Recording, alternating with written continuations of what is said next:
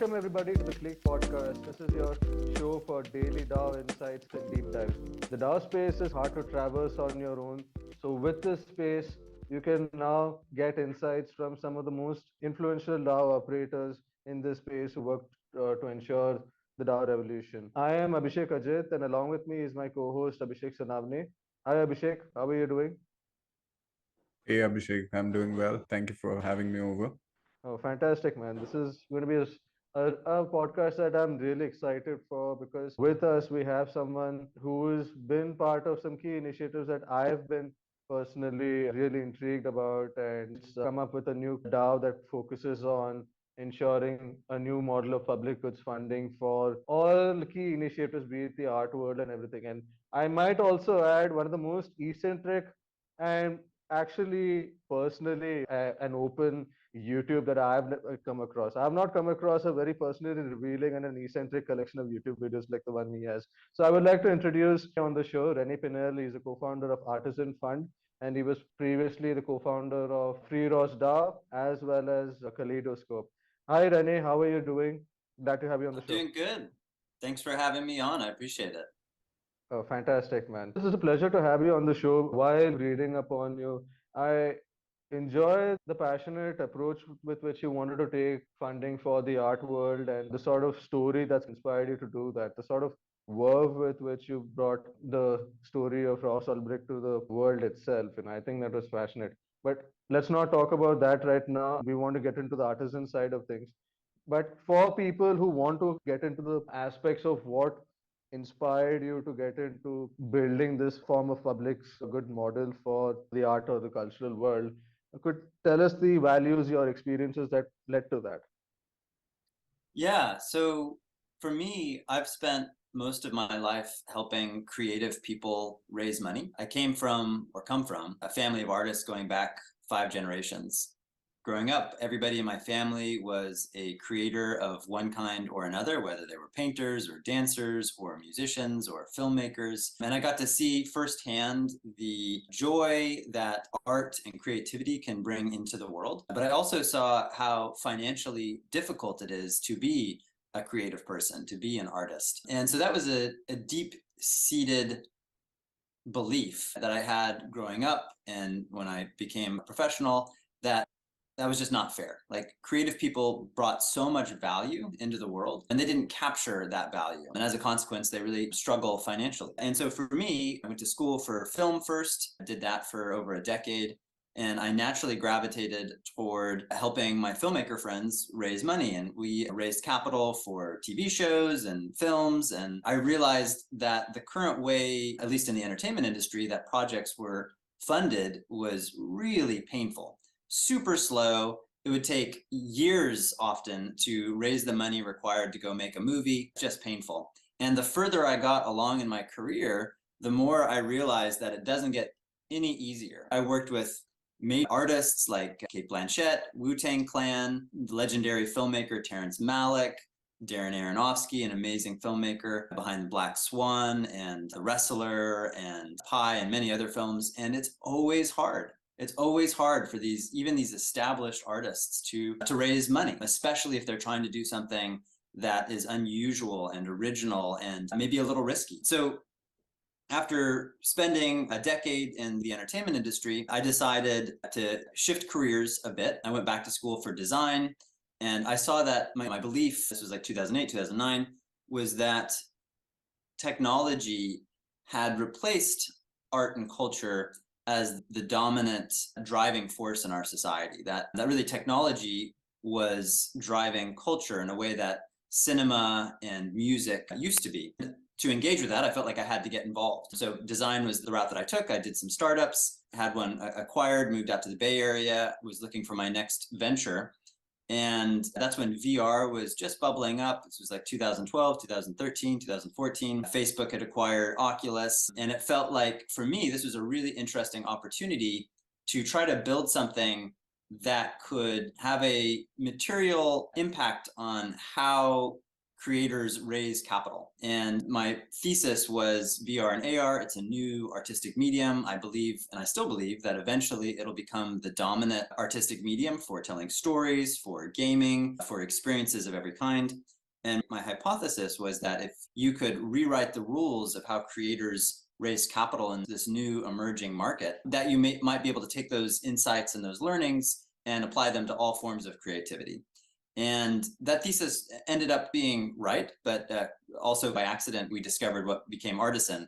So we ran Kaleidoscope, which is that company I started in the VR and AR industry. We ran it essentially as an accelerator program, where each year we would sign on to maybe 10 to 20 projects that would run through our accelerator program, and then we'd go raise capital for them. And these projects were typically in the $200,000 to like $2 million range.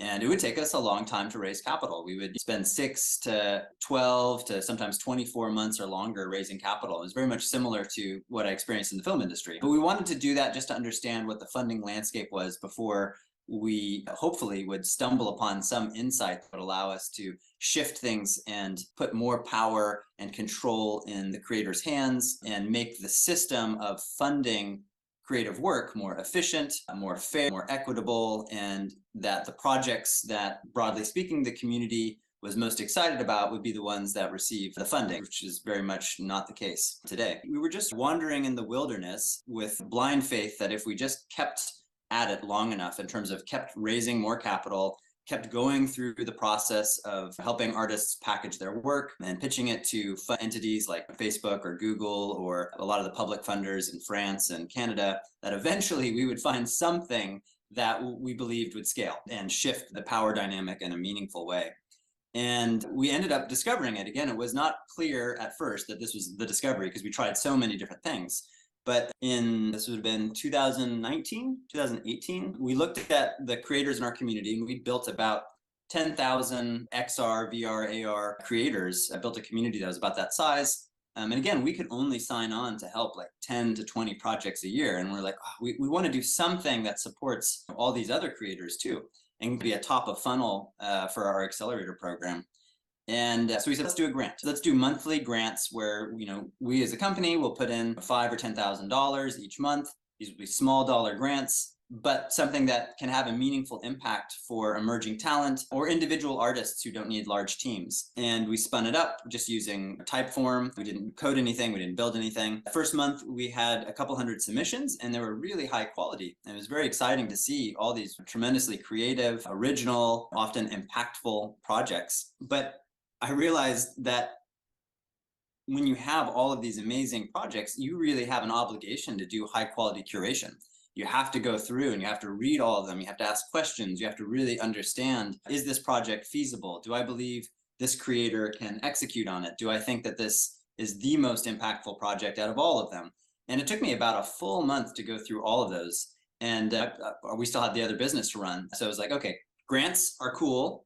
Me curating them, obviously not going to work. Let's allow our community to do the curation. And that sort of began an exploration that lasted about a year, where my co-founder Ruben and I would just hack together things. First, there were like no-code solutions where we would just use Zapier to connect like Typeform to Google suite of products to pull in all the submissions, put them in a spreadsheet, et cetera, et cetera. Then we started to build basic software that would allow people to vote. We experimented on so many different voting systems because we saw, we run into one brick wall of, okay, that didn't work. That had this failure mode. Let's try something else. And after a year of that, by the summer of 2020, we had a system that was reliably selecting high quality projects that fit the eligibility requirements that we specified, that were curated entirely by our community, which again is a wicked hard problem because you think about it, there's all these different stakeholders in a community, and some of them are competing with each other.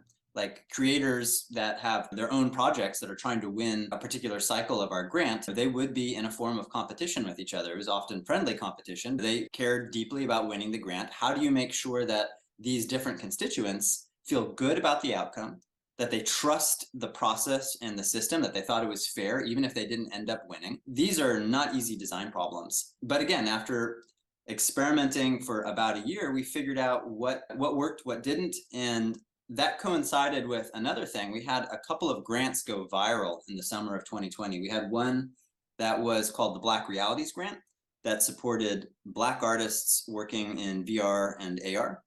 And this wonderful woman in our community named Sharifa raised her hand, said, hey, I want to create this grant. I feel my community of Black tech artists need more support than they're getting. I'd like to create a grant specifically to support them. She didn't have a big social media following or anything, but Viola Davis, who's an amazing Academy Award-winning actress, she had done some work in the VR and AR space, and she noticed this grant, the Black Realities Grant, after we launched it, and she said, you know what, I want to get involved. She did a couple of social media posts, and it went viral and started to collect tens of thousands of dollars in donations, and the projects were super high quality. They ended up premiering at many of the largest festivals like Tribeca, Venice, Sundance. And we saw that happen with a couple of grants. And we said, you know what? I actually think that this new model of community funding and community curation is the thing that we can use to scale up and rewrite the rules of how creative folks raise capital for their projects. How did And so that that's been translate? And how did that translate into you figuring out that this DAO model, along with the quadratic funding, would be the right approach to go? Yeah, that gets into, so how does community curation actually work? How does the system function? And maybe why did we decide to build this on Web3? Yeah, we've actually rebuilt Artizen from scratch 3 times. First time was just totally taped together with bits of our own code, as well as like third-party services. Then summer of 2020, we were like, this is the thing. Let's shut down Kaleidoscope because it was a bootstrapped company. Let's spin up a new company called Artizen. Let's rewrite everything from scratch, launch it as a standalone product. And we came from the Web 2 space. My co-founder has 20 years experience building, and I have about 15 years experience building product in the Web 2 space. So we said, even though we're really interested in Web 3, let's build in Web 2, and then we'll slowly migrate over. And so we did that. And when we were building in the Web 2 space, we used Stripe as our payment processor to collect donations. And then most of our energy was spent in refining our community curation engine. The basic way it worked is if you donate, you get voting tokens, and you use those voting tokens to vote on which projects you think ought to win. But we take the square root of votes cast as opposed to just votes cast directly. So it's a form of quadratic funding that we found to be really important. When you have a system where you have one person, one vote, which was the first one we experimented with, you have something called the tyranny of the majority, where you can have 51% of people who have a very weak opinion about something, and 49% of people who feel incredibly strong about something, but the majority wins. And that's not a very good system if it doesn't take in the amount of passion someone has for a particular vote. It's just binary. So then we went to voting with dollars. Voting with dollars, you donate, you donate $1,000, you get 1,000 voting tokens, you can spend 1,000 votes on the projects you want. The problem there is not everyone can spend the same amount of money. And we had a number of grants that were awarded to creators where there was really just one wealthy donor that unilaterally made the decision because they could outvote everyone else. And that's when we actually discovered quadratic voting as a mechanism, and the ideas of quadratic funding that Vitalik put forward and people like Kevin at Bitcoin have done a great job of exploring and implementing. And so the way it works in Artizen is donate $1,000, you get 1,000 voting tokens. But when you spend those, like you want to spend all of those voting tokens on a single project, we take the square root. So that's roughly like 32 point something or other. And the upshot of this is that 32 individuals contributing a single dollar each have the same voting power as a single wealthy donor putting in $1,000. And that's really important because it gives money a role to play. And that's important because we want to suck in as much capital as possible to these grants. So we want people that are highly motivated and who have the money to spend to contribute as much as possible, and for them to have a louder voice, but not an overwhelmingly loud voice, that normal folks without a whole lot of capital can still balance a handful of very wealthy donors. So anyways, we had this Web 2 version of Artizen working. We launched it in the spring of 2021, and then Stripe canceled our payment processing system. That's crazy. Yeah, we had this great spike of growth as soon as we launched in like February, and the end of February, beginning of March, we had just closed our most successful grant round. We had partnered with Tribeca, and the creator who won the grant for that cycle, part of the reward of winning the grant was the cash, but it was also getting your project to premiere at Tribeca. And the creators in our community valued that tremendously. One of the interesting dynamics of our community curation model is that once a project makes it to the finalist stage, they know that they're going to get some grant funding, because one of the other things that we do or have done since is we do proportional funding. So if there's 6 finalists and the top finalist gets 70% of the vote, they get 70% of the funding for that grant cycle. And the 6th lowest ranking finalist gets 5% of the vote. They get 5% of the funding. But we didn't do that when we first launched Artizen. We did a winner-take-all pot, which seemed like the naive, obvious thing to do. But the problem is that, especially for popular grants that people really wanted to win, you'd almost always have 2 or 3 creators who would hustle and to bring in all of their fans and all of their followers, their family, to donate in order to up their project. And like a popularity contest. Yeah, exactly. It was super popular or super powerful for bringing in capital. But when you have a winner take all pot, the other teams that didn't win the grant would feel pretty burned, because they would bring in often thousands of dollars into the grant, and then that all would go to another project. And so what happened was, at the end of that grant cycle, we had the teams that didn't end up winning would call their credit card company up and said, hey, I didn't actually make these charges. I need to do a chargeback. And we had this spike of chargebacks that happened at the end of that month.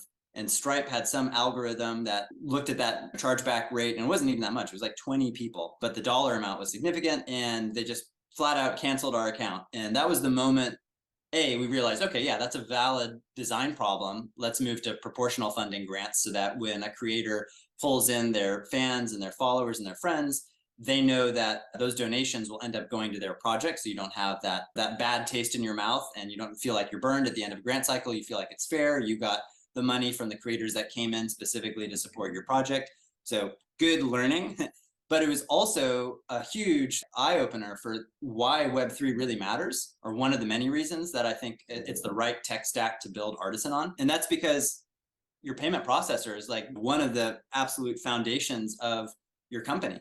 And to build your product on top of a tech stack that can unilaterally cancel you and fuck up your business pretty royally, that seemed a bad thing to do. It seems like a really risky thing to do. So for us, we were like, okay, this is the moment. We were planning to like slowly phase into a Web3 product. We were like, nope, we're convinced that these community funded and curated grants are really powerful. They've got a strong viral mechanic, and they reliably fund high quality projects. We believe in this. We think there's a real business here, and we think that we can have real impact and change the way that not only artists raise capital, but also all creative folk, scientists, designers, engineers, builders, makers of all kinds. Let's go raise some capital. Let's rebuild this product for a 3rd time from scratch, but do it for the Web3 tech stack. And so that's what we did. We spent all of 2021 re-architecting everything. We raised a couple $1 million, started to hire out a remarkable team. We've got the most talented people I've ever worked with. Simon Corey, our head of product, ran one of the big design divisions at Facebook for a number of years. He's the best product mind I've ever worked with, and he's built out a fantastic design team. We've got a great engineering team. It's 8 really talented folks. It took a long time to find them. And we are just now relaunching the product in a week, maybe 2. That'll be the first Web3 iteration of Artizen. As of October, we're relaunching grants. So starting in October, at the end of each month, we will be awarding grants again to creators who play at the intersection of art, tech, science, and design. And we're like back in it after taking a long hiatus, licking our wounds, going through the very scary process of raising capital in economic downturn. Again, it just feels fantastic. I kind of have to pinch myself that we've made it to where we are now, where we have cash in the bank, a fantastic team, a product we believe in that has been iterated on over 3 years now, basically. And we finally get to push it out into the world again and start to deliver on our mission, which is, again, funding creative folks. So really happy to have gotten to this milestone. It's been a really long journey. Depending on what time scale you look at it, it's either like a 3-year journey or almost a 10-year journey since I started Kaleidoscope, or like a 25-year journey if you look at it as when I first started helping creators raise capital and exploring different, better, more scalable, more efficient,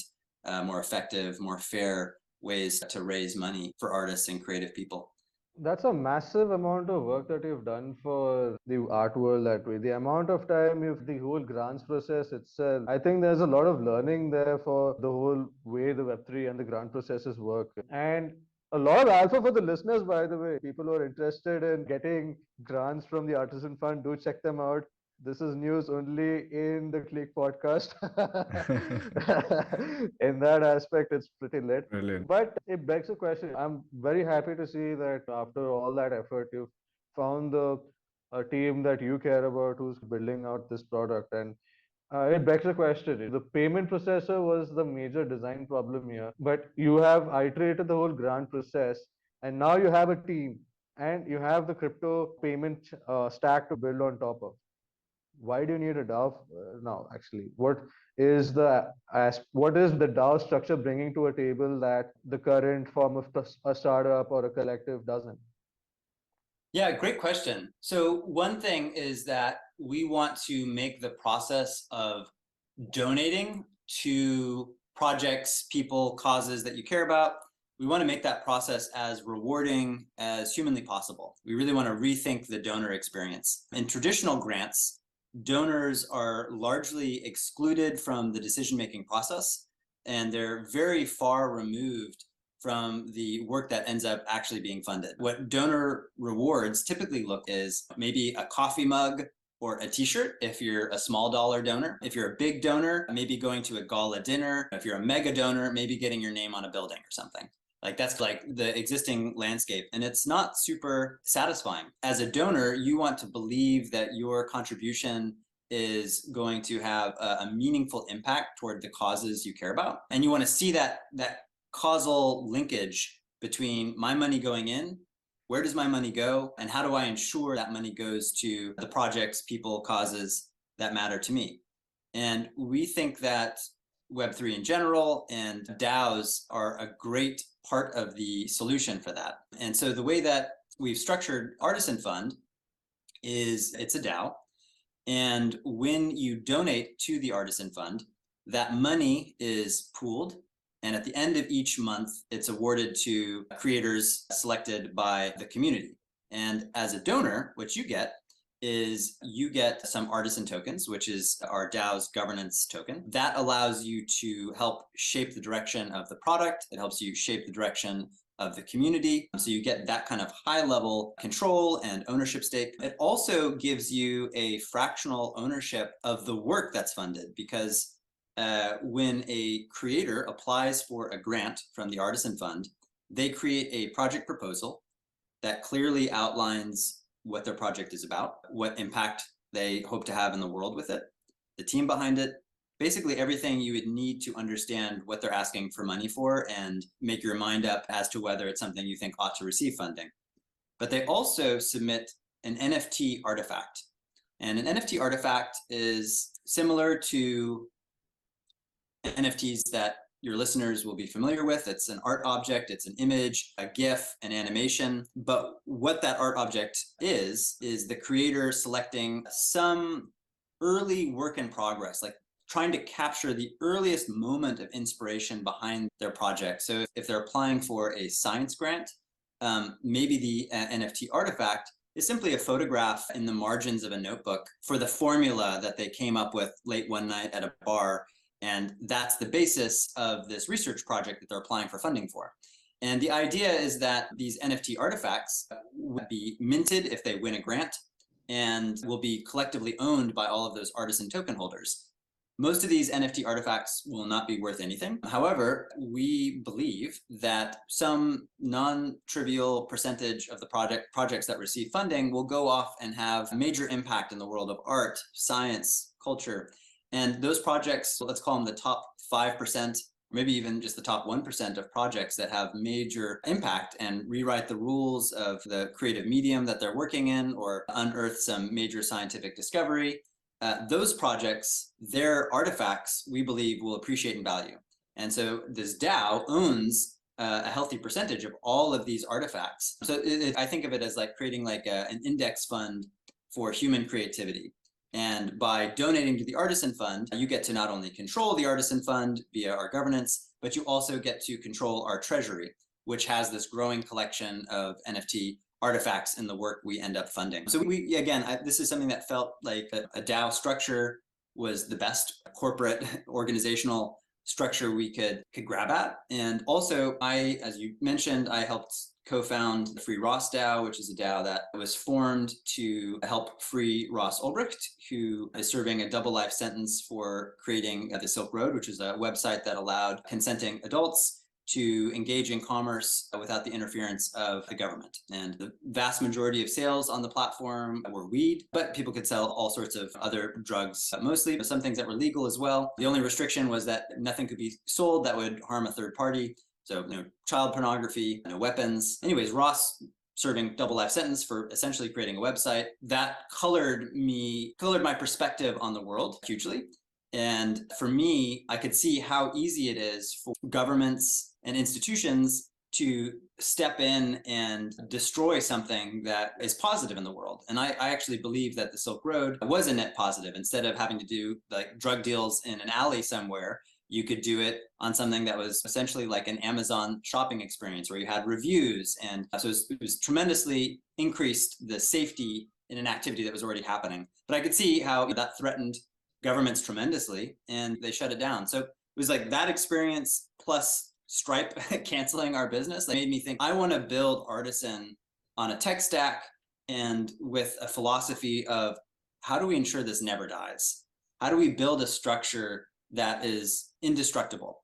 And I think having a decentralized community that runs the product, that runs the protocol, that runs the platform is fundamentally a more resilient structure than having just a CEO and a traditional corporate structure where it's a much easier choke point for the government or any other institution that wanted to come along and disrupt or kill your business. Impact DAOs feel highly resilient in comparison.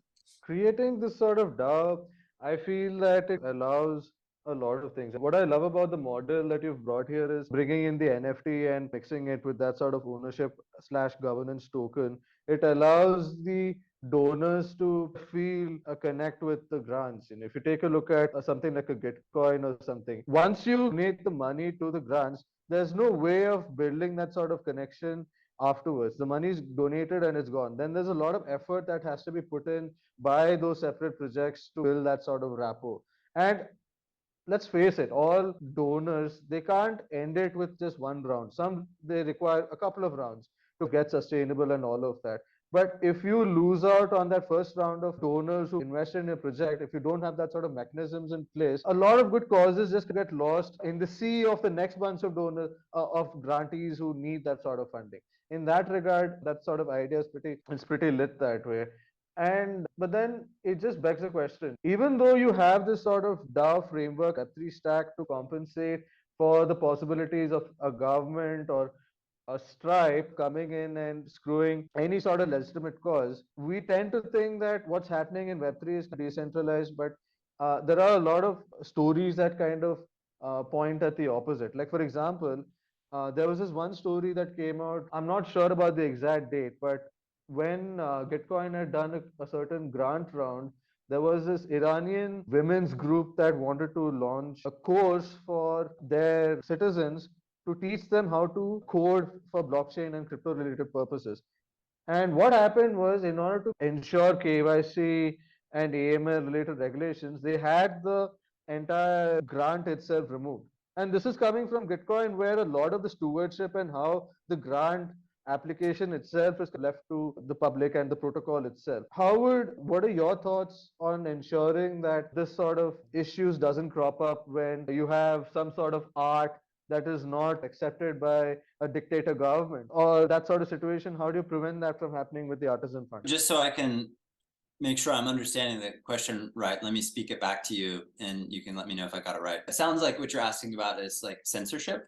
Like how can we, if there was a creator who is making political art, maybe someone like Nadia from Pussy Riot, who I'm friends with, and she helped found the FreeRossDAO, but she obviously did 2 years in jail for creating art in Russia.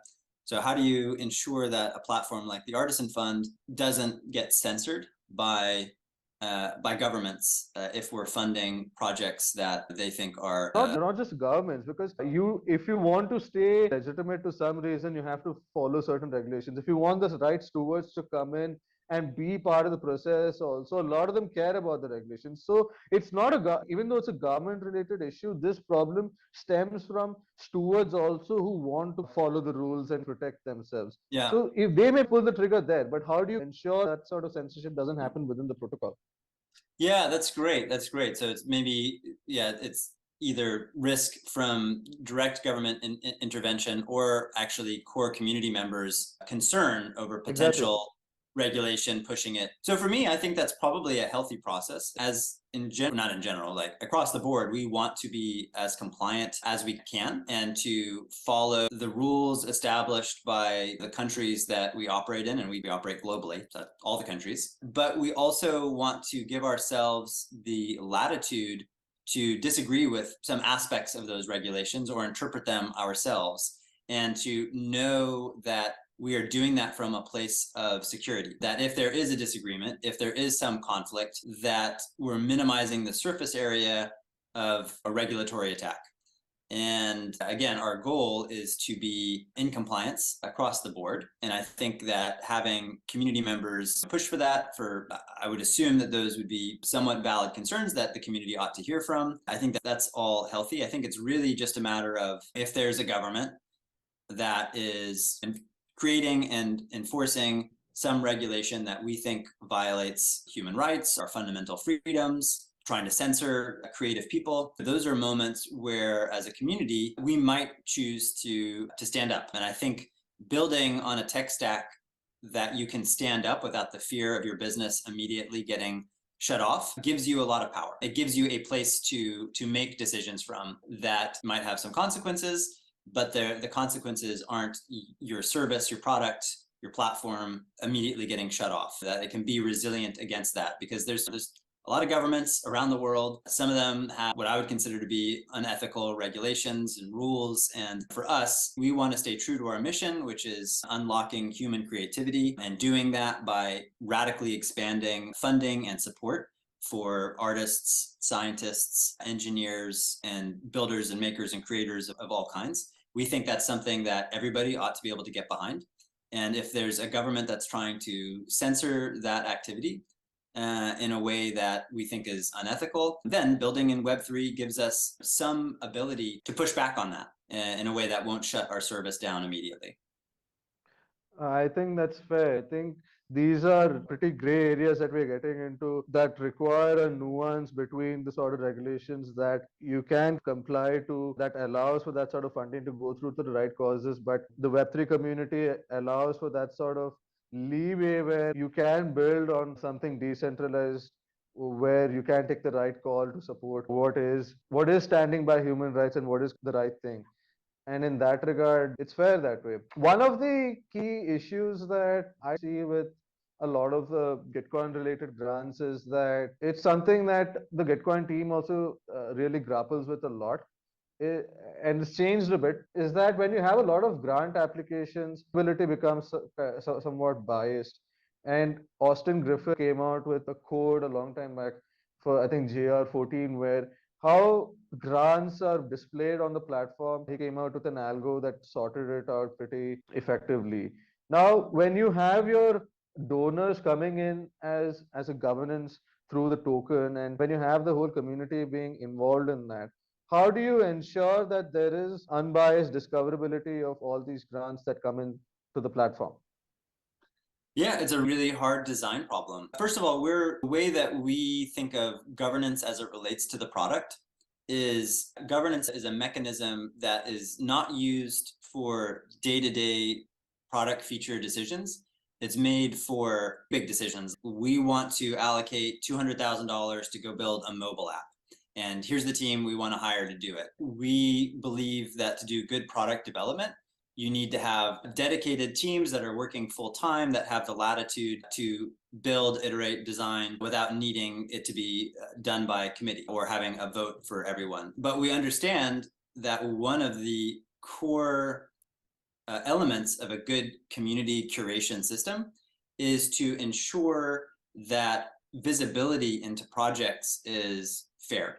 And what does that mean? I think it's easiest to talk about some of the experiments we ran and some of the failure modes we saw. And one of the early iterations, it was simply a list of all of the projects that had submitted for a particular grant round, and it was sorted by number of votes. And projects with the most votes would be at the top, projects with the least votes would be at the bottom. Obviously, the problem there is that once a project, for whatever reason, would get towards the top, there would be a feedback loop and a bias to vote it up more because nobody wanted to scroll down 100 projects deep to see the projects at the bottom. So we moved towards a different model where instead of seeing a list of all the projects sorted by number of votes, we could do a list of projects sorted by which submissions have been seen the least, and to try to balance it so that you have an even distribution of eyeballs. Now, of course, we would also wanted to allow creators of a specific project to have a specific link to direct people to their project to upvote it, because we wanted to allow creators to harness their fan base, their followers, their friends to upvote their project, because that's an important signal. How much support does a creator have? Do they have a big community that is deeply passionate about their work, or is it a very nascent, small community? Neither is bad, but it is an important signal to capture. But even then, when someone goes to a specific project to vote for it, what we built was, as soon as someone votes for that, it's like a dating app where we automatically show them another project once they complete that vote.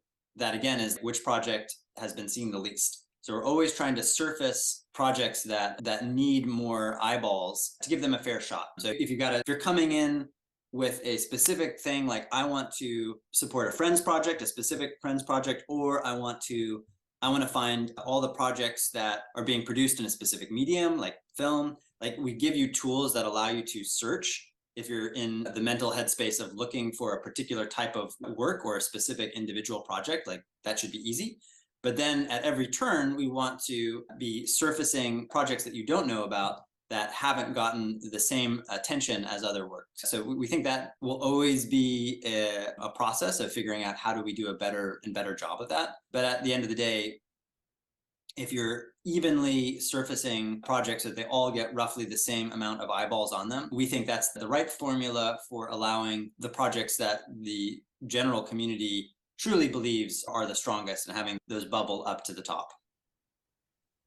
Absolutely. I think this sort of approach where you give a lot of preference for that sort of projects that don't have that sort of discoverability, it's key here. Because with a lot of these platforms, it just gets lost in whatever the main ecosystem partners actually want to provide. I'm not going to name names, but you get the picture. And a lot of decent grantees just get lost in that whole picture. And with that regard, and I'm a fan of the sort of concepts you've brought in here, how exactly is the roadmap looking like for Artizen down the road? I know you mentioned that you have the grant process starting next month, within a couple of weeks, actually, I'm sorry. How do you expect the roadmap to look further down the road? And how can the community participate in what Artizen Fund's doing, the pathways to contribution? Yeah. So our grants are open right now. So if you want to apply for funding, the best link to go to right now is Artizen, ARTIZEN.link, LINK /apply. And that'll take you to the application process of submitting a project proposal and NFT artifact. The product that's going to be released in 1 or 2 weeks, mid-October by the latest, we actually focused on the bit of the product that we hadn't in the Web 2 version, which is how do we make the donation process as robust and easy and fun as possible, building it out on top of a crypto payment rails. Essentially, what the product will look like is you can donate via credit card, debit card, ETH, or USDC on Polygon. And eventually we'll allow people to donate in BTC and any other major token, maybe eventually any token. But the way our payment rails work is we convert that fiat or crypto, we bridge it over to USDC on Polygon. And that's where all of the funds get held into it gets pooled as USDC on Polygon. And then when we award grants, it gets paid out as USDC on Polygon. So we had to build that infrastructure. The other thing that we had to build that will be in the product in 2 weeks is rewarding donors with art tokens. At the end of each month's donations cycle and granting cycle, each donor for that cycle is awarded art tokens in quadratic proportion to the total number of, or total amount of donations. So we had to build all that. And then we had to build the NFT artifact portion, where at the end of the granting cycle, the top donor, as well as a randomly selected donor, are awarded one of 4 editions of this limited edition NFT artifact that's minted by the grant winner. The other 2 in that limited edition of 4 goes to the creator themselves, and 1 is held by the Artizen Fund, which is collectively owned by all of the art token holders. So we had to build all that. The final thing that will be in the product, not in 2 weeks, but probably in 3 or 4 weeks, is a proof of contribution NFT that every donor gets at any level, which will be a beautiful visualization of you showing your support for this particular grant round, and will have metadata associated with it in terms of how much did you contribute in comparison to the total contributions, where were you stacked on the leaderboard of donors, and that will grant access to certain member activities like events or future product features. So that's all going to be released and polished over the next month or 2. The version we're going to release in a week or 2 will be pretty rough around the edges, so we'll do a couple cycles after that. The community curation aspect, we felt like we had iterated and learned so much in the last version of Artizen that we actually said, from a prioritization standpoint, let's pause on building that out, and instead let's hack it together with a mixture of Snapshot and Discord. So that's going to be the next big product push, is integrating community curation back into the core product. That will happen, best case scenario, end of this year. Worst case scenario, I would say spring of next year. So sometime in the next 3 to 6 months. And at that point, the product will be pretty complete in terms of a feature set, and it'll be all focused on making this singular fund work, this specific Artizen Fund for human creativity. And the next big push is turning Artizen into a platform where we make it easy for anyone to create their own community fund on a specific mission and cause that they care about. And for instance, the FreeRossDAO, they, beyond trying to support Ross and get the message out about what a wonderful human he is and how he should not be in jail for the rest of his life, the other mission is to support criminal justice reform broadly. And they voted, that DAO voted to integrate the Artizen protocol as soon as it's ready, to stand up the Free Ross Fund for criminal justice reform. And so that's an example of another organization, another community, using the software that we're writing and the protocol we're building to stand up their own community fund. And that's what we think is the long-term vision, is that it should be trivially easy for any member of any community to create their own fund, their own community fund to support the people, projects, and causes that they care about. And so that'll be the next big phase of Artizen, is making this. Right now we have our own, it's all open source, but it's our code is not designed to be easily replicated by somebody else. We're still figuring things out. It's still a little amorphous. So next year we'll polish up all of our smart contracts and publish it in a way that sophisticated organizations can use it as a protocol to create their own funds. And then after that, it's about making a super user-friendly SaaS model version of Artizen, where anyone can create their own community fund just directly from our website without having to know anything about coding or integrating a collection of smart contracts. It'll just be something you can do in 5 or 10 minutes, clicking a few buttons, giving a title to your fund, giving a description, and you're off to the races after that. So that's where we're headed. It'll probably take us a number of years to complete that full vision, but we think that every DAO just about ought to have their own community fund. And we already see this in our industry. So many DAOs and protocols do grant work because they want to support their ecosystem of developers and creators. But right now, there's not great software to do that. And we think Artizen is building the right software to do that. And we also think that not only DAOs, but traditional nonprofits and charities, most of them in one form or another are essentially granting organizations. And there is a lot of software that does exist for allowing nonprofits and foundations to run grants, but they're super complicated. They're very heavyweight. They don't do a good job of pulling in community to help the community run the grant program. It's very much a wall between community and grantor. So again, we think that what we're building at Artizen will be a great fit for traditional nonprofits and foundations. And then finally, we actually think that traditional corporations should also be running these types of community funds.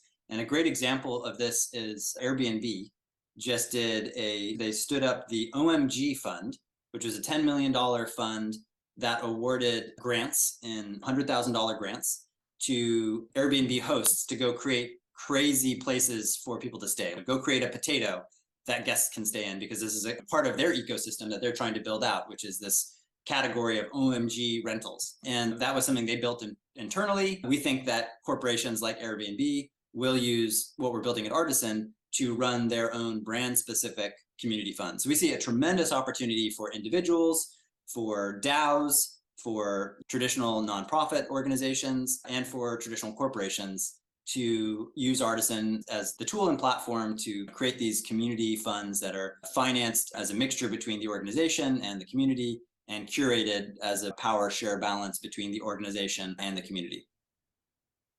So I think that's a phenomenal roadmap ahead of you. I think the sort of work that you've done is just translated with the sort of product that you have in mind with art. Just on a lighter final note, actually, now that you have the grants going to start in 2 weeks, I bet you would have had a lot of applications come in. On a quick note, I know you don't want to be biased, but still, what are some of the applications that you found interesting that you would love to see funded in this cycle?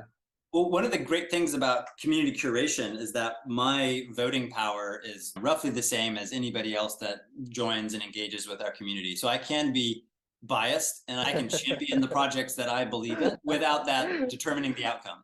So Okay, for me, fantastic. the project I'm most excited about, and I think there's like at least 6 projects that Wow. I feel like deserve to win the grant. But the one that I'm most excited about is one called ADVA.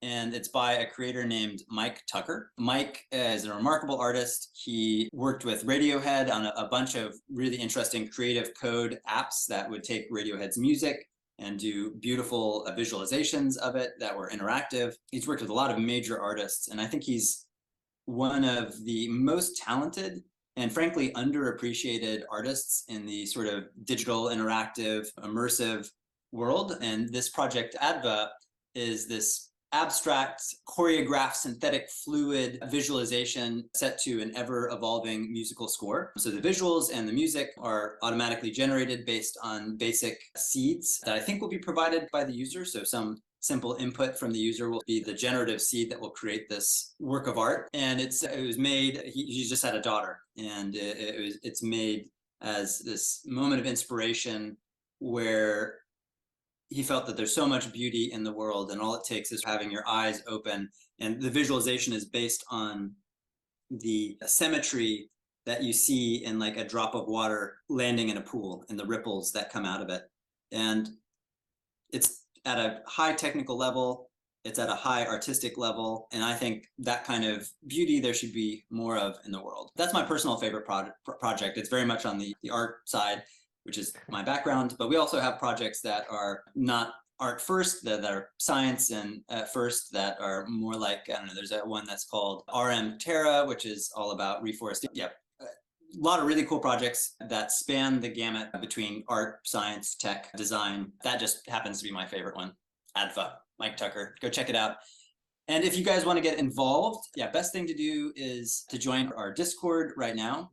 Best link for that is Artizen, artizen.link/Discord. That will take you to the onboarding flow for our Discord. And that's the easiest way to get looped in right now. In a couple of weeks, the best way will be to go to our main website, which is artizen.fund, F-U-N-D. And that will become the main hub, but right now Discord is the main hub.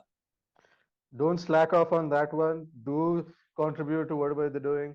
It's been a fantastic convo, by the way, Rene. I enjoy the enthusiasm and the years of endurance that you've brought to the table, trying to shape up this whole grants process. Really looking forward to the journey of Artizen Fund. And for all our listeners, thank you so much for listening. It's been a wonderful experience so far. Stay tuned for the next one. It's going to be a real baller episode. And with that, see you, everybody.